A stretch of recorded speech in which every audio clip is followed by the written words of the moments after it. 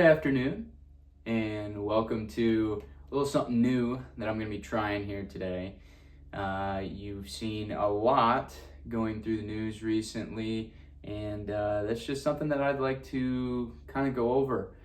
My name is Raatz, and I have been getting into politics, since high school, way back in the old year of 2019, graduating from high school there, making my way up to Northern Michigan University to major in political science. So I'd just like to kind of sit here and talk for a while about recent political events. I know it can be a touchy subject for some people, but I just think after the events of a couple weeks ago, involving a conservative media member by the name of Kirk, I think it's kind of our duty as conservatives to step up and kind of make a stand to, promote our values, promote our side of politics, and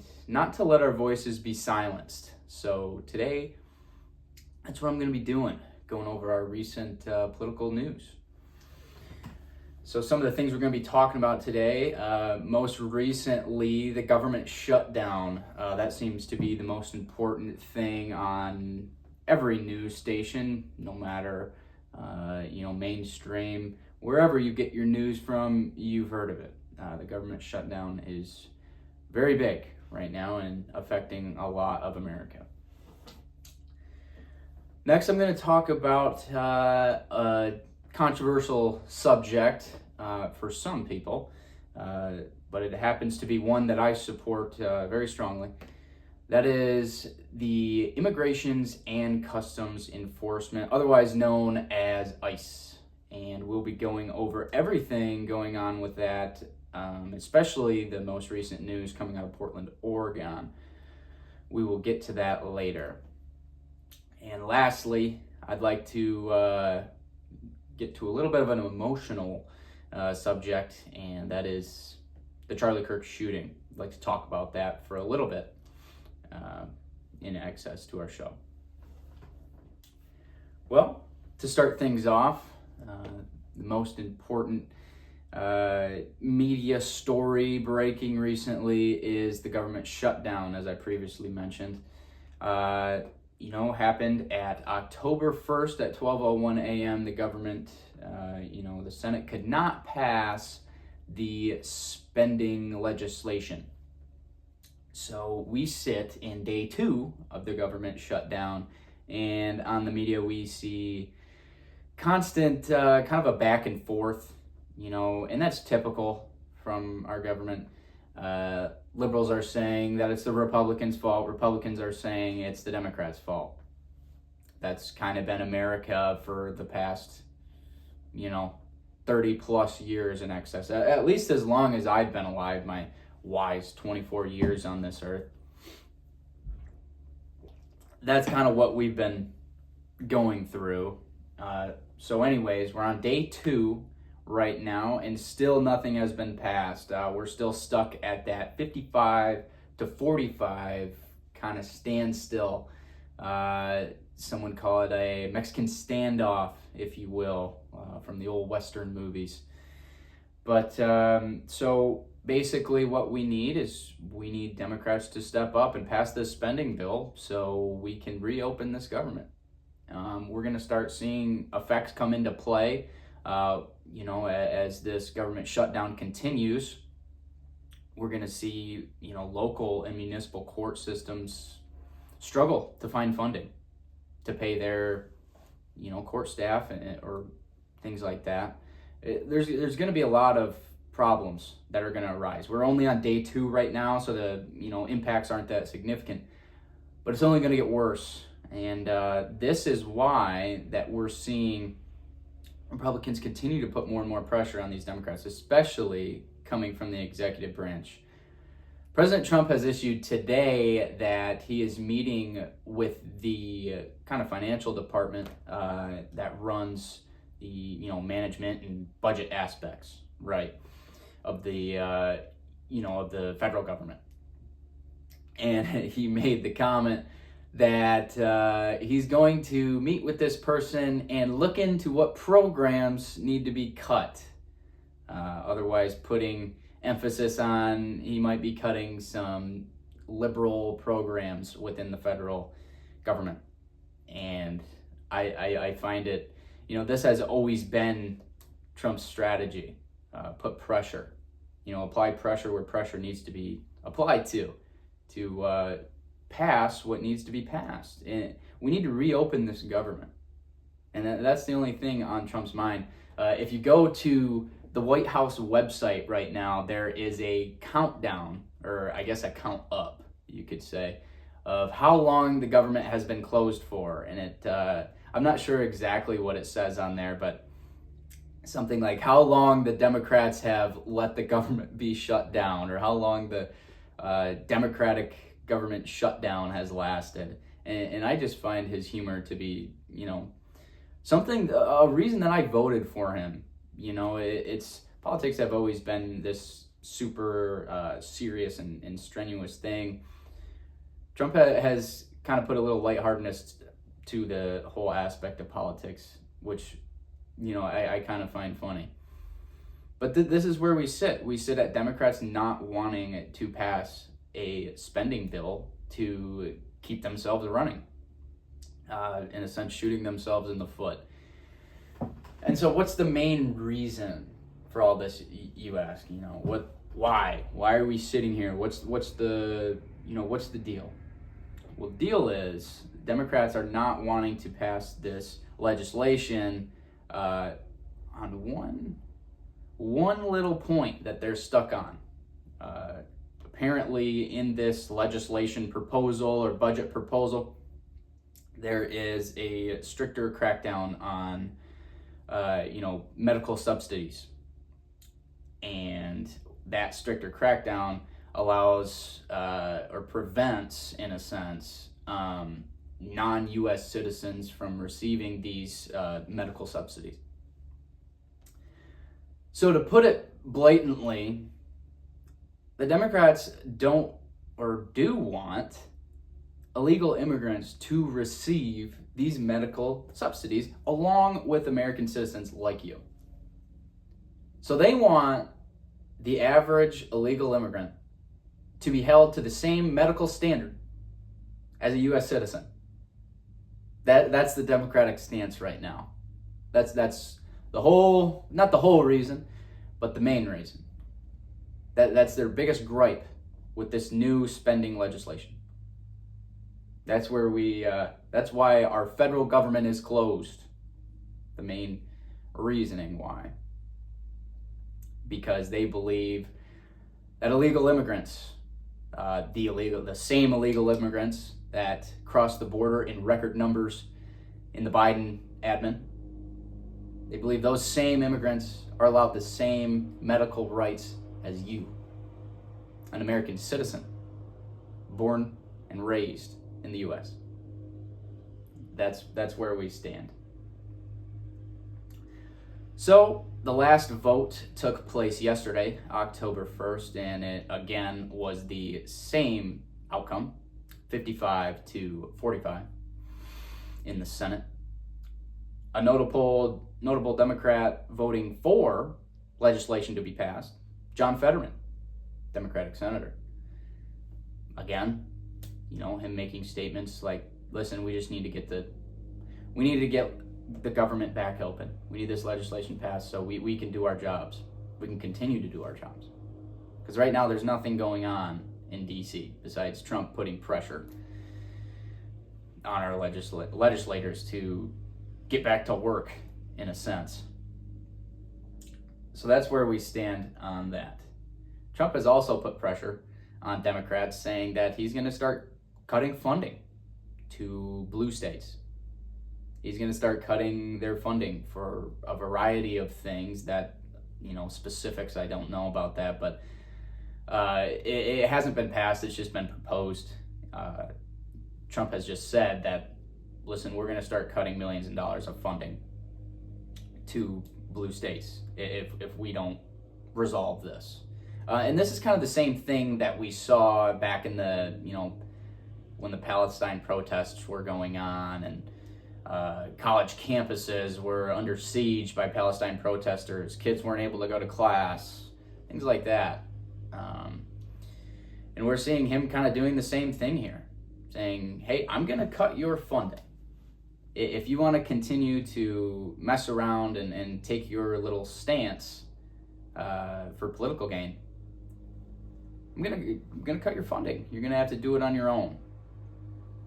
And I believe it's a great strategy. I totally agree with it.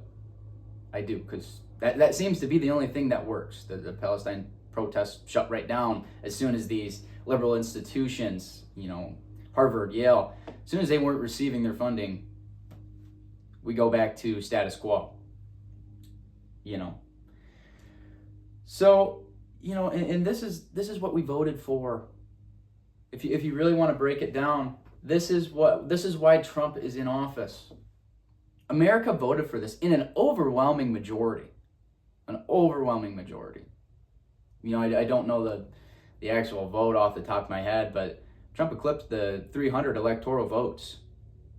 Only needing 270 to win. I can't remember. I want to say it was like 310 or 313, something like that.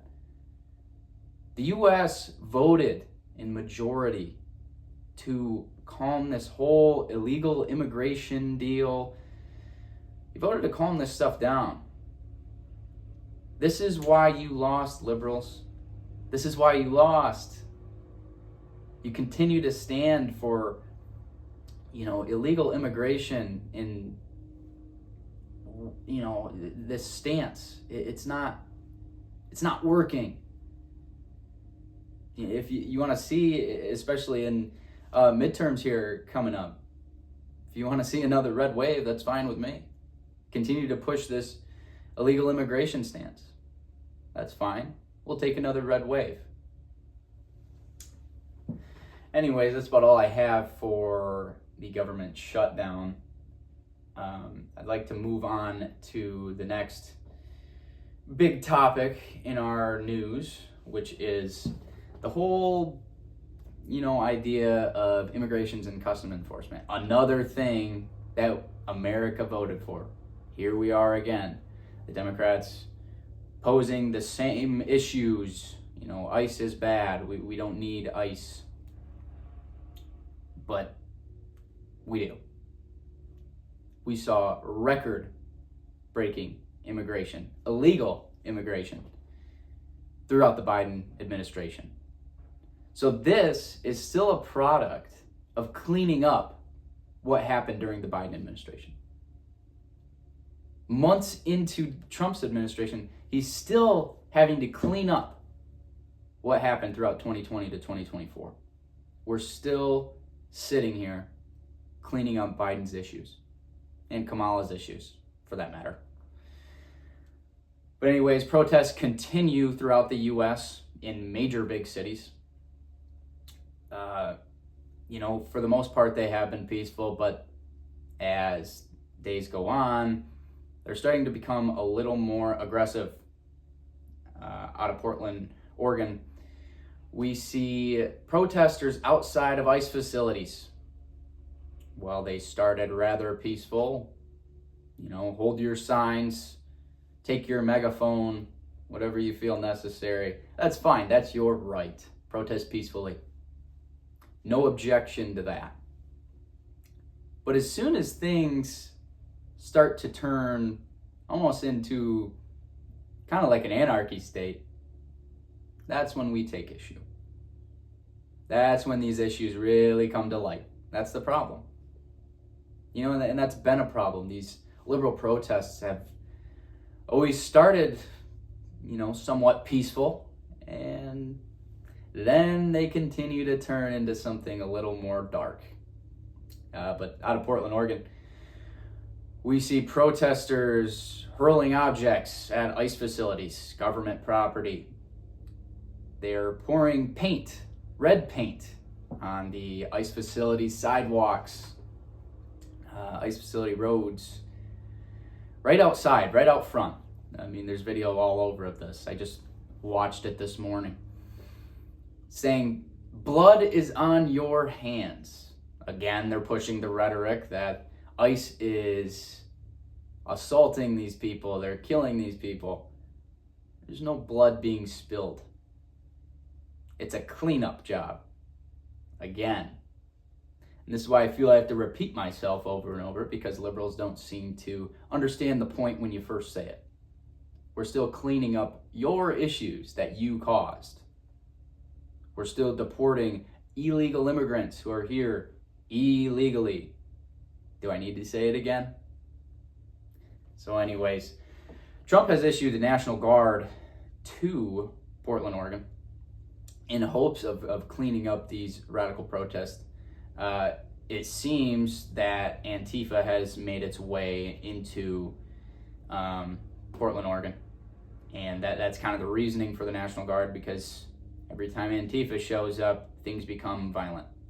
They wear their masks and they wear their military or militia gear, acting like they're, I don't know, the revolution, in a sense.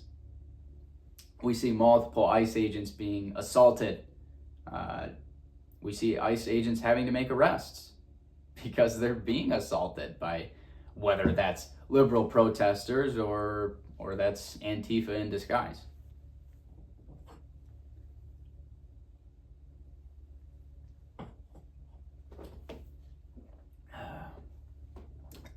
The governor of Oregon has actually tried to block Trump sending the National Guard here.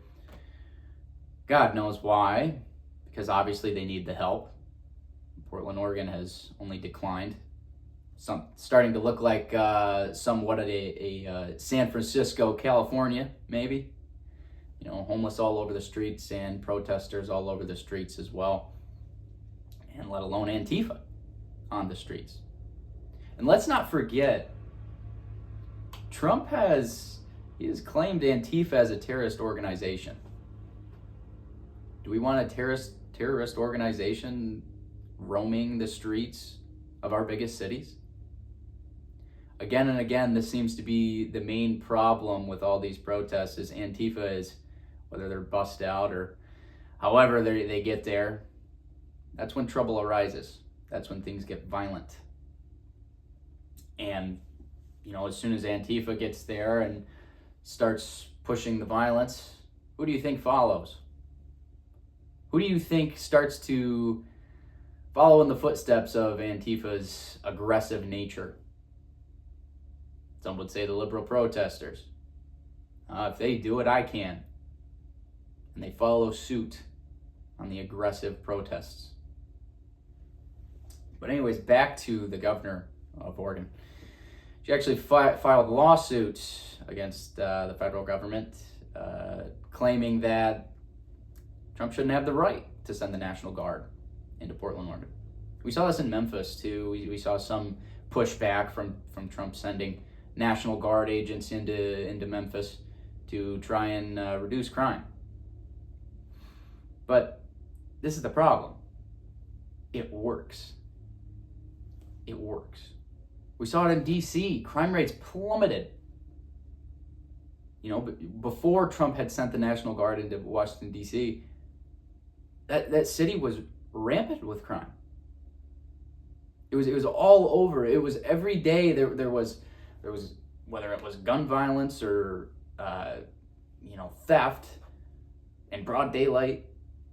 You know, even legislators have said, like, I don't want to leave the Capitol building at later hours because it's not safe. Let alone it's not safe for the average citizen to walk around Washington, D.C. at night. But you know what? Now it is. Now it is. And Memphis is also coming around in that aspect. Crime used to run rampant.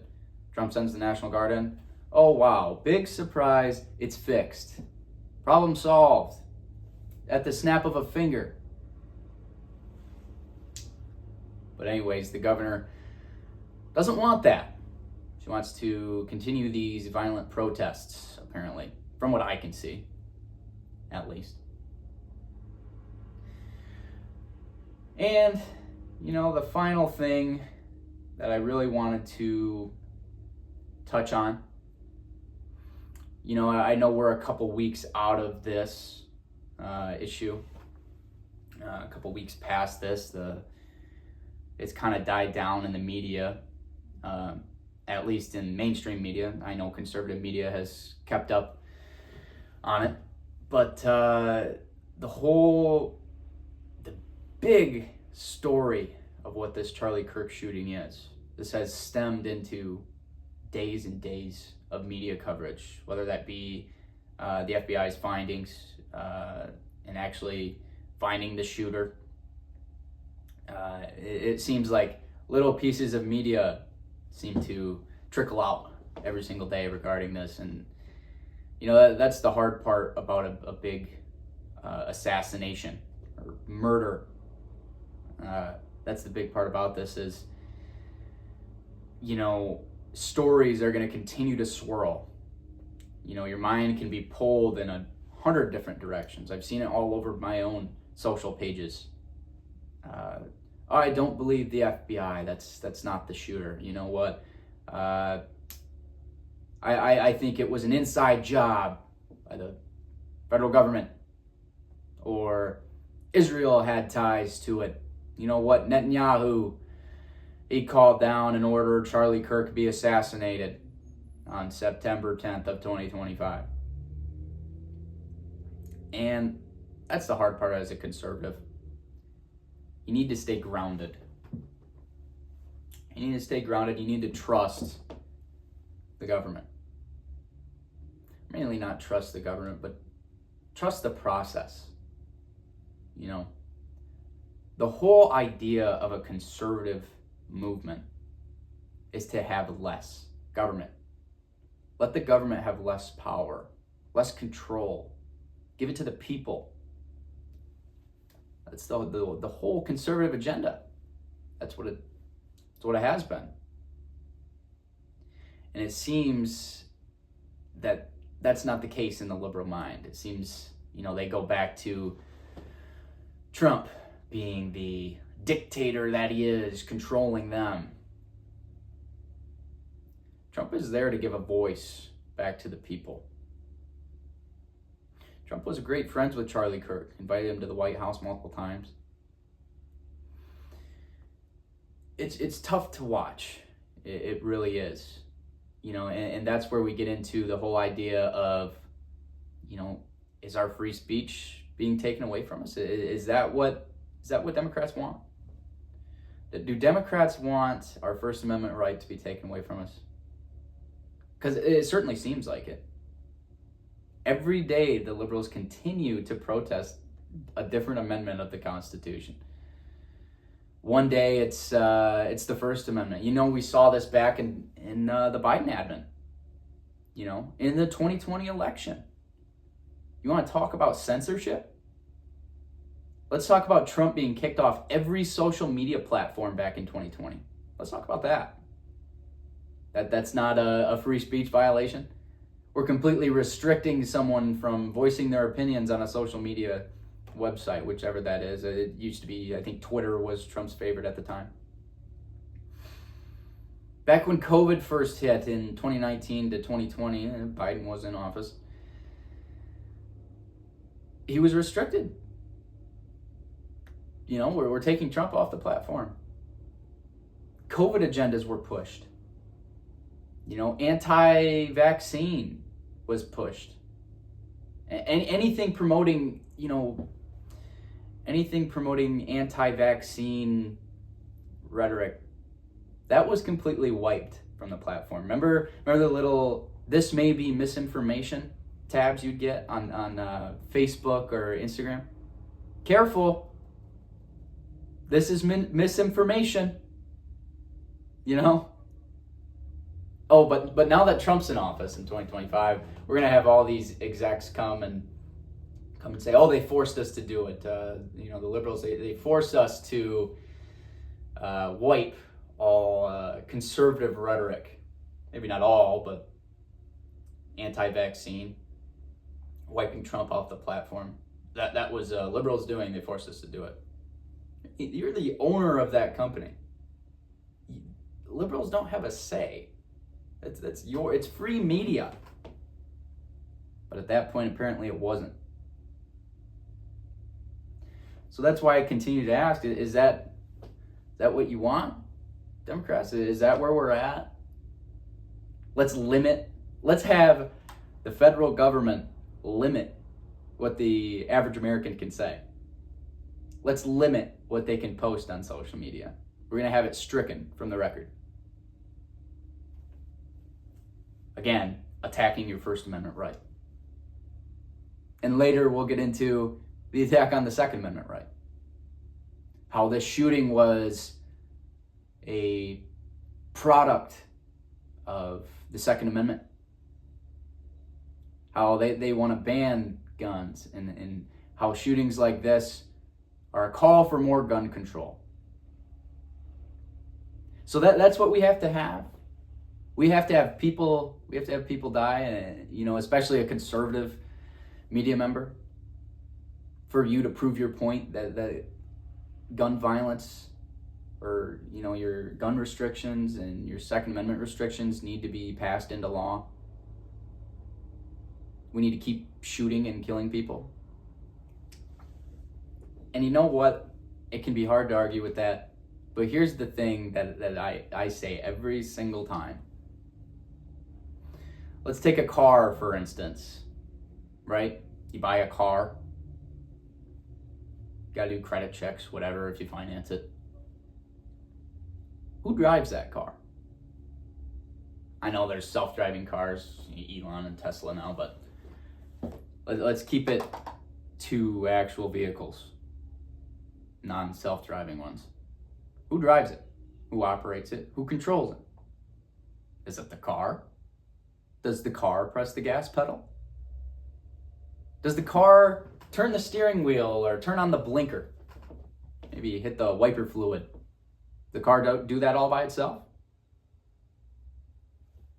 I don't think so. I drive my car every day. I don't think it does everything for me. Not yet, at least. So, does the gun shoot itself? Is the gun on auto fire? Does the gun haul itself onto a building and scope in on a media member? Conservative media member? No. That's not the case, and it's never been the case. You know what pulls that trigger? Hate. Hate pulls that trigger. Democrats want to talk and float this rhetoric that, Charlie Kirk spewed hate. And that's why he was gunned down. He was a transphobe and a racist. And he spewed all this hate to college campuses. And that's probably why people took him as a threat. And that's probably why he was taken out. And as a conservative, a young conservative, it's hard to sit here and listen to that. I always go back to, I don't get it. But the fact of the matter is, what it comes down to is the hate from the left. The hate from the left pushes this agenda. If you go on and you watch go to a right news media, whether that be, maybe not mainstream, whether that be Fox or Newsmax or a podcast or someone talking about most recent news events. Are Republican news members pushing hate? Maybe some. I know there's some out there that do, but let's go to, let's kind of cycle this down a little bit to just federal Dems. For example, AOC. Every time I've seen AOC talk about President Trump, that is, what are some words that come to mind how she describes the current president?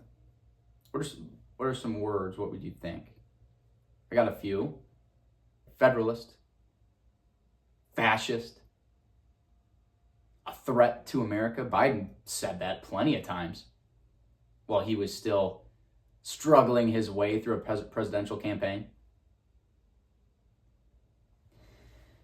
And you wonder why mentally unstable people on the left think that it's okay to carry out actions like a Charlie Kirk shooting, let alone 3 attempts on President Trump's life. You know, you wonder why they think that they have to take that action, why that's necessary. Maybe because your top liberal political legislators are pushing that rhetoric. You want to talk about pushing hate? It's exactly what that is. Calling people fascists. We saw on the bullets, I mean, they weren't shelled or fired, but the bullets that were found in the backpack or in the gun, writing "F you fascists" or something along those lines. I don't really remember. It was a few weeks ago now, but you know, anti-fascist remarks on the bullets.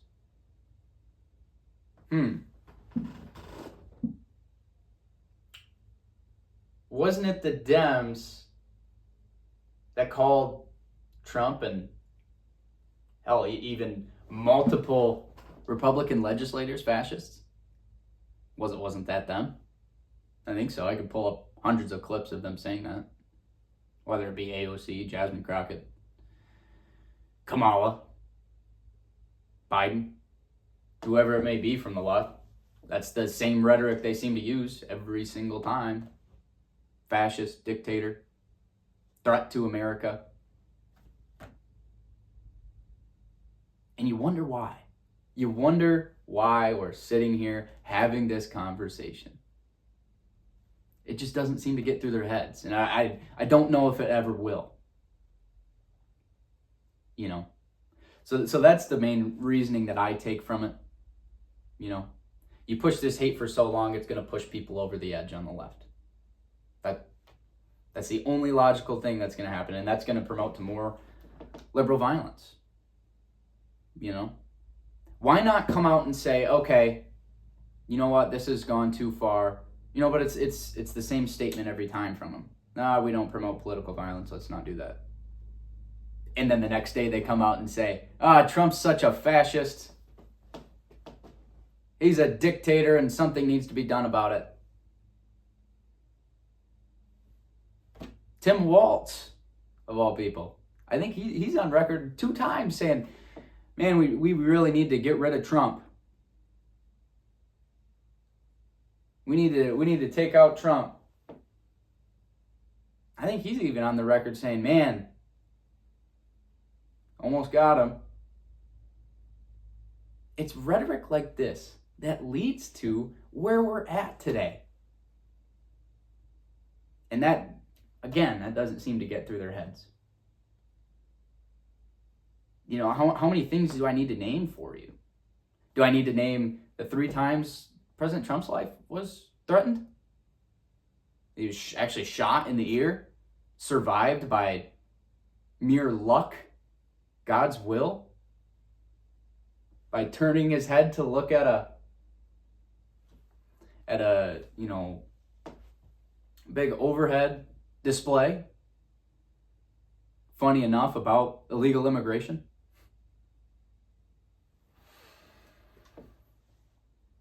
I don't know what more we can say to the liberals to stop this rhetoric. You know, and it's not just political leaders. It's not top political leaders. I was at a Charlie Kirk memorial at our capital in Michigan, Lansing, and wearing this hat here, or even you wear this hat anywhere. You know, am I a threat wearing that hat? Liberals, you feel like you need to take me out because I wear that hat? It's the way I see it. I'm at a memorial for a conservative media member, Charlie Kirk, at our nation's capital, or state's capital, and I got to be looking at rooftops for my life. I got to be scoping out protesters on the other side of the street, chanting the entire time at a memorial. Nevertheless, that's never how it should be.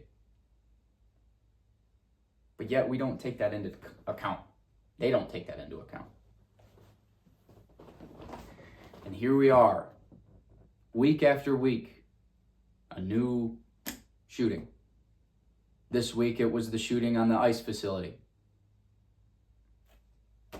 And they actually killed 2 illegal immigrants while they were aiming to kill ICE agents in Dallas, Texas. It's on them at this point. There's only so much that we can do. Me, for example, taking a stand and talking about this stuff, trying to get more conservative media out there. There's only so much that we on the right can do. It's up to liberal legislators. It is. Stop spewing this fascist and threat to America, threat to democracy remarks. And maybe we might start getting somewhere in safety for conservatives in America. Just maybe things might start to change. Just maybe I might feel safe wearing that hat on a college campus. Just maybe I might feel safe wearing that hat at a Capitol event. But here we are. And until something's done, what are we to do? And there was one last thing, kind of a more comical thing I wanted to talk about. Has to do with football and the Super Bowl that will be coming up in February of 2026. And hopefully my Green Bay Packers are in that Super Bowl. And I know I might get some pushback, as I do live in Michigan. I might get some pushback from friends and family, as I always have. And if I decide to post this, people on the platform living in Michigan and being a Green Bay Packer fan. But I did spend my time in the UP, and I was flipped. I was. So go Pack go. But nevertheless, it was recently announced, actually, on the Sunday night game that the Packers were playing against that resulted in a tie. The second highest scoring tie we've seen in the NFL. The Latin singer Bad Bunny. Not really sure who he is, or I haven't really listened to any of his music. That could be because it is in Spanish. Could be why that I haven't listened to it. But born in Puerto Rico, U.S. territory, singer Bad Bunny will be performing at the Super Bowl.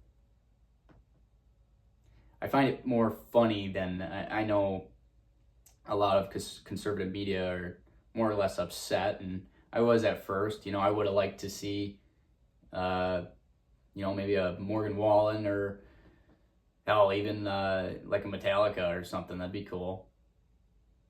But no, we get Spanish singing Bad Bunny. How the NFL decided that this was a good idea, I will never understand. So we're supposed to sit there at halftime, which is the biggest stage for any musician. We're supposed to sit there and listen to songs that we can't understand. Besides that fact, we saw from the Kendrick Lamar show last year, obviously this Bad Bunny show is going to be more of a political statement than anything. Why, you might ask? I did some research and kind of news throughout the past couple of days. Bad Bunny he's either on world tour or starting his tour sometime soon. World tour. Not a single show in the U.S. And maybe that's because the U.S. dominant language is English. Maybe that's why. But no, apparently there is a large fandom for this musician in the U.S.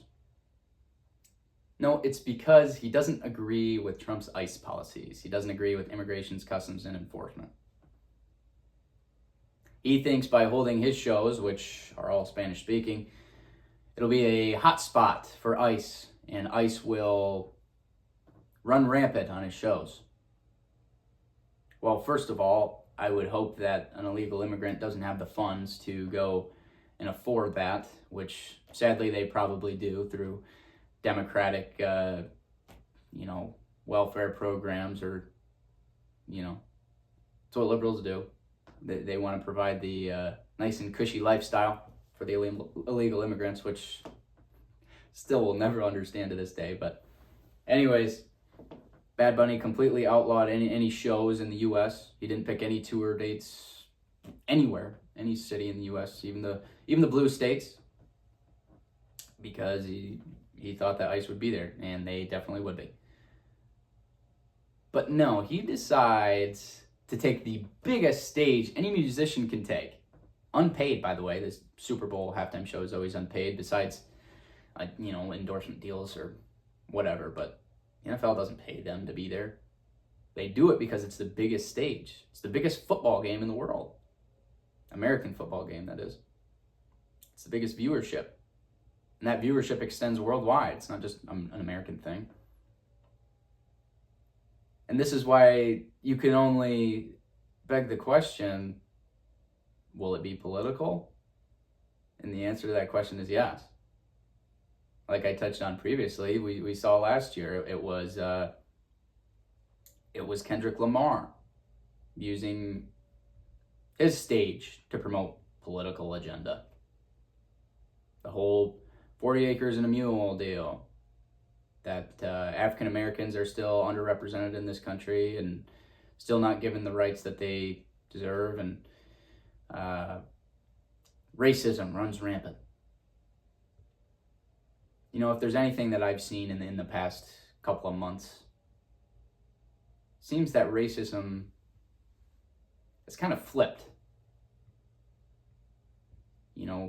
Radical left, African Americans continue to disrespect white people from what I've seen. And that could be, I do watch a lot of conservative media, and that's probably, the front of what I see, but it's just what I see nowadays. It's flipped. But anyways, I don't want to give Bad Bunny too much praise or talk, so I will end my show, whatever you want to call this, a low budget iPhone camera startup. I don't know. I'm just trying to get the word out there. I'm just trying to give conservatives another voice. If there's anything Charlie Kirk told us, make your voice loud. Those young Republicans that are scared on college campuses to raise their voice, scared to admit that they are a conservative to people, to friends on college campuses. I understand. I was there. I did that. I did it for 4 years. I was pushed by my college or institution to write about liberal ideologies. Matter of fact, my senior essay was on Trumpism. My professor thought it'd be a good idea to have their final essay, or whatever you want to call it, be on the issue of Trumpism. He created a word. He said how Trumpism has ruined America and our state of federal governance. Trumpism has ruined it. I had to sit there and write about that. But anyways, the moral of the story is, don't be afraid. We see it more and more. More and more people are stepping up. Charlie Kirk's company, Turning Point USA, we've seen record numbers of Turning Point USA college chapters opening. We've even seen it down to high school. Chapters are opening in high schools across the country. Even at the most liberal institutions, people are standing up and saying, you know what, I'm going to start a Turning Point USA chapter at my college that doesn't have one. Because we need a voice. It's been that way at colleges for as long as I've been alive. They've been liberal institutions, pushing liberal ideologies, teaching liberal ideologies. You know, why do you think college students in blue states, you know, you look at UC Berkeley in California, you know, they continue to push harsh liberal rhetoric? Why do you think people turn out the way they do? Why do you think protests become violent? Because you're pushing college students to do it. It's the same as any liberal legislator. You're pushing the people to do it. You're pushing them to want to be like that.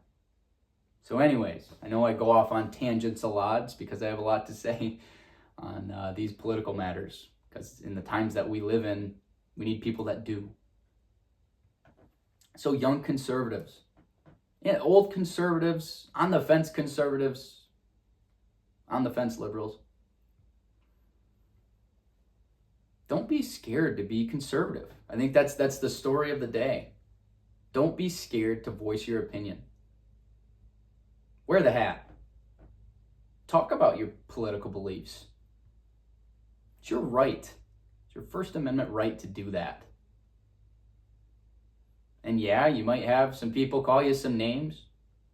Hell, even throw things at you.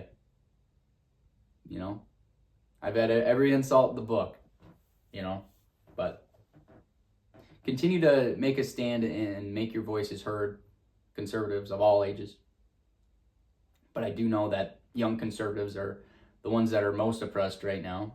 You know, it's scary to be a young conservative on a college campus. It is. But we're changing that.